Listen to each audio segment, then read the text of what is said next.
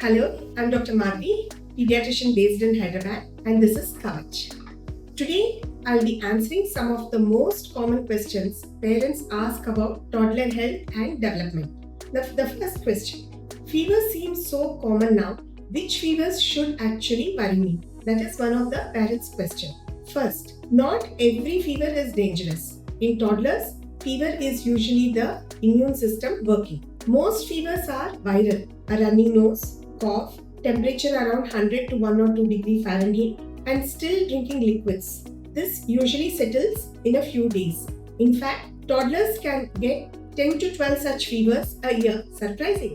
That is because their immune system or the immune memory is still developing. This is called immune training.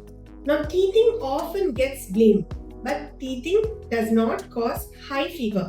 For fevers above 100.4 degree Fahrenheit, look for infection always. Then you can rule out teething. What worries us more are additional symptoms like persistent cough, coughing more in the nights, breathing difficulty, seizures, repeated vomiting, repeated loose stools, abdominal pain, unusual sleepiness, unusual irritability. When these symptoms accompany fever, that's when you must get immediate help. So remember, we treat the child, not just the number on the thermometer. Parents usually worry about two things: the temperature reading or how the child is behaving. What worries you more right now? Let me know. So, what can you safely do at home first? Comfort measures matter a lot during fever. Remove excess clothing. Allow air circulation, not cold air directly. Use lukewarm water spongy, not cold water. Cold water causes shivering and that actually raises body temperature. Fluids are important. Fever increases water loss through the skin, so drinking keeps the circulation stable. What matters most is the child's overall state. A playful child with fever is usually coping well. A dull or a dehydrated child needs evaluation immediately. Fever is a signal, not the illness. It helps the body fight infection. Our job is comfort, observation, and timely care. Now let's address the next parent question. The question is, my child is getting taller, but the weight isn't increasing. Am I missing a health issue? Between 2 and 5 years of age, this is one of the most common worries parents have. But children don't grow in straight lines, they grow in phases. Sometimes the body prioritizes height, sometimes weight, sometimes neither for a while. In growth physiology, this is called asynchronous growth. The body uses energy differently depending on what it is building. Now, let's say during height phases, energy goes into bone lengthening and organ development, not fat storage. So, you may see a child stretch upward before the scale catches up. What matters is not one number, it is the growth pattern over time. If your child is active, developing skills normally, and staying on their growth curve, growing taller without weight gain is often completely normal. Many children go through this stage. Parents usually worry about two things. One is the poor nutrition, the other is poor growth. Which worries you more right now? Let me know. So, when should we look closer? That is, when the weight drops across the percentiles or continues falling behind while height rises. That's when the child deserves a pediatrician review, because we never assess weight alone. We look at height, appetite, activity, sleep, family build, and overall health together. Growth is a pattern, not a single measurement. Many naturally lean children have lean parents at the same age.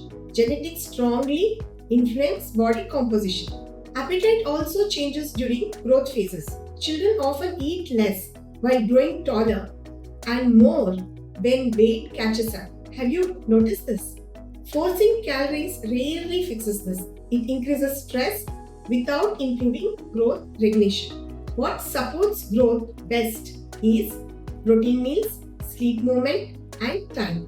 If the growth trend stays steady, the body is usually doing exactly what it should. Now let's answer the parent question 3. My child has cavities in baby teeth. They are going to fall anyway, right? Do milk teeth really matter? This is one of the parents' questions, and many parents ask these questions. Yes, more than most parents realize, the answer is yes. Milk teeth or the primary teeth are not just placeholders. They help children chew comfortably, form clear speech, and guide where the adult teeth grow.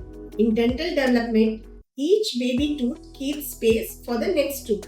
Lose that space early, and the adult tooth may come in crooked. You would have seen in many other children. Painful or decaying teeth change daily behavior. Children may eat less, they may sleep poorly, or avoid brushing completely. Early mouth experiences shape habits. The brain links brushing with comfort or discomfort, and those patterns stay for many, many years. So, milk teeth don't just fall out, they teach the mouth how to grow. Parents usually worry about two things. It doesn't matter right now, or fixing it might scare my child. Which one of these two worries you right now? So, why do cavities progress faster in baby teeth? That is because the enamel is thinner. Decay reaches the inner layers quickly, so problems develop sooner than parents expect. Untreated cavities can cause pain, difficulty in chewing, and sometimes infection. They can even affect the adult teeth forming underneath. So, oral health is not only physical, it is behavioral learning. If brushing always hurts, children begin to resist care, and that resistance often continues into later childhood.